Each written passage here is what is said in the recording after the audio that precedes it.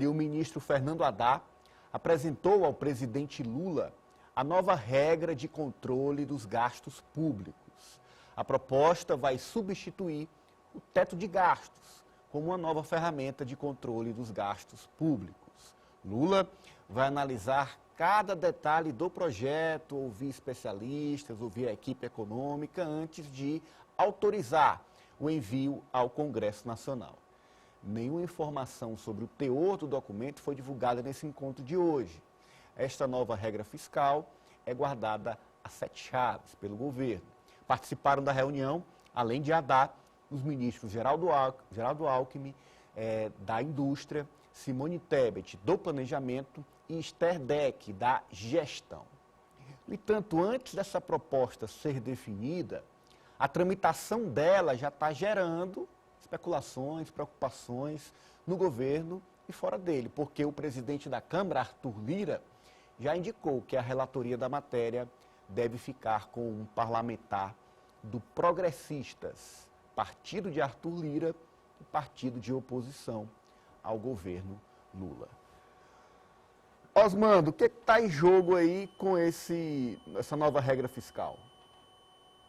Eu acho que o governo está, primeiro, tomando medidas de forma cautelosa. Essa decisão de não anunciar nenhum detalhe, nenhum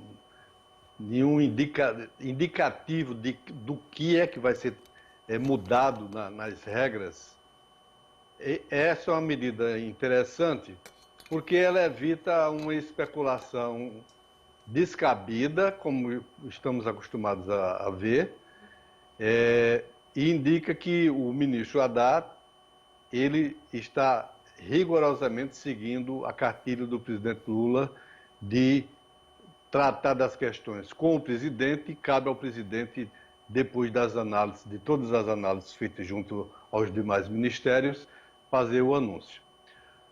Acho que a relação com o Congresso deverá evoluir para aprovação. Acho que o presidente Arthur Lira não vai querer jogar contra, porque isso depende fundamentalmente do sucesso do governo, e ele tem dado sinais de que quer colaborar, quer ajudar. O fato de ir para um deputado, um parlamentar do PP, não significa que vá para a mão de um deputado de oposição ou que queira se aproveitar de uma questão tão importante para a nação, tão importante para o desenvolvimento, para o controle das contas públicas, como esse que está sendo apresentado agora. Eu tenho esperança de que isso vai ser equacionado de maneira bem razoável.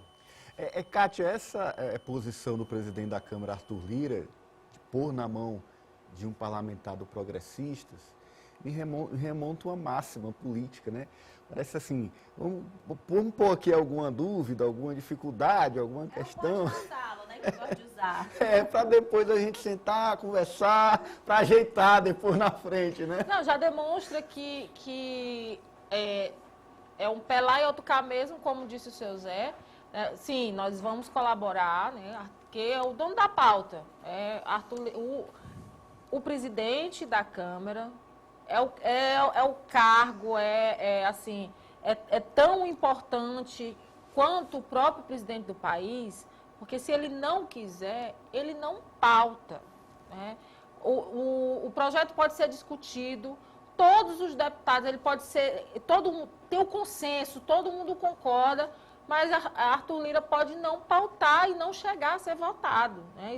Então, assim, nesse momento, que foi um protagonismo que ele alcançou no governo Bolsonaro, que foi estratosférico, e ele quer manter no governo Lula, né? Só que agora ele está lidando com um ator político diferente, né? Um ator político que entende do jogo político, que sabe como é que ele deve ser feito.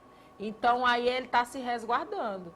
Exatamente isso. Porque se cai na mão de alguém de partido aliado ou do próprio PT, vamos colocar aí que a cotação do poder dele cairia pelo menos 50%, aí, e tem 4 anos ainda para se manter, para fortalecer o seu partido, para fazer ali as suas negociações.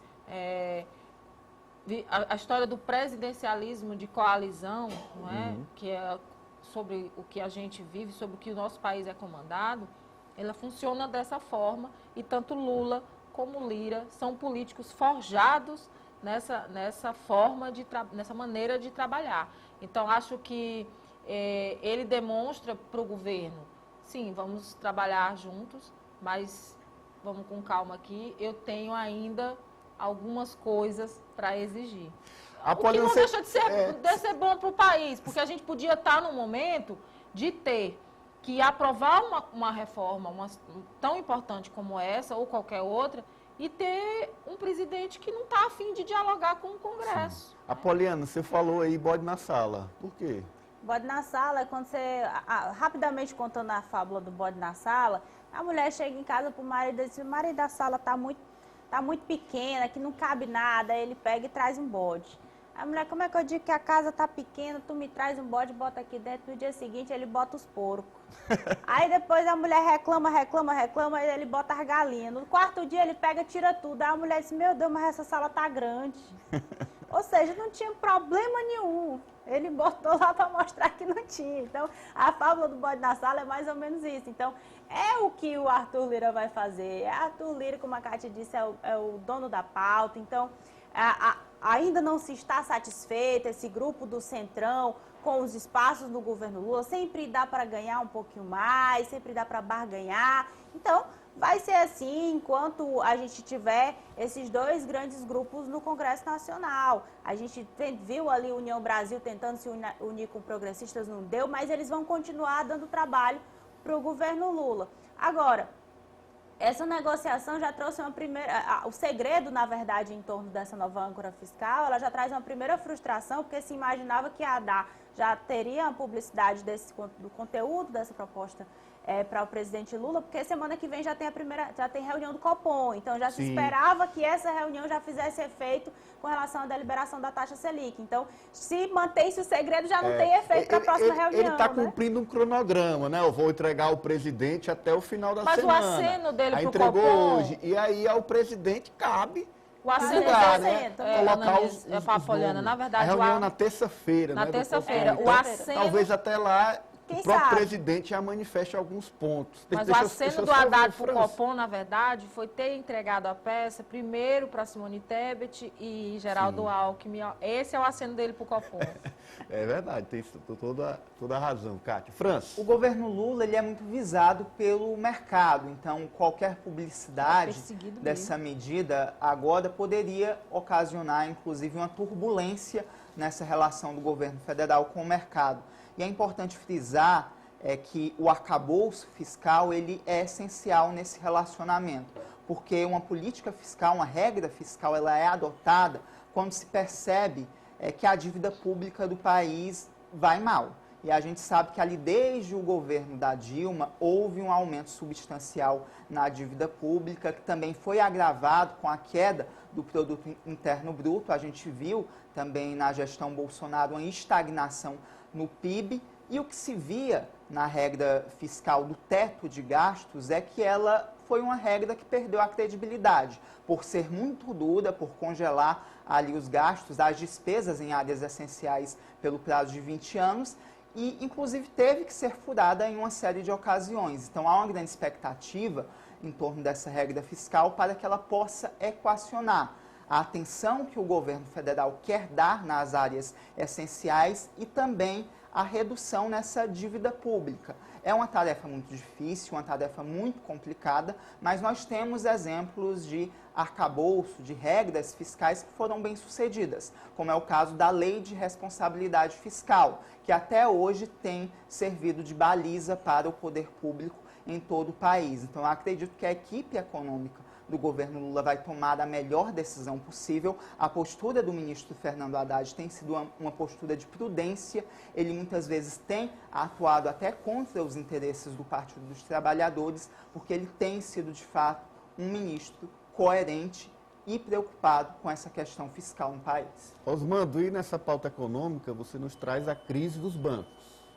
Exatamente.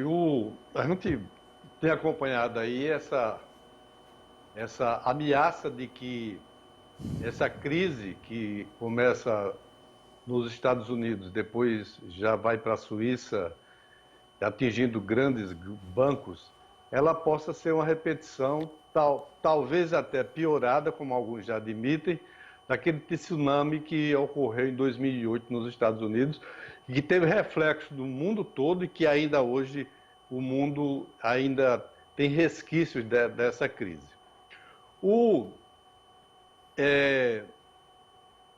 Tem um grande pensador mundial, um sujeito de uma qualidade excepcional, filósofo,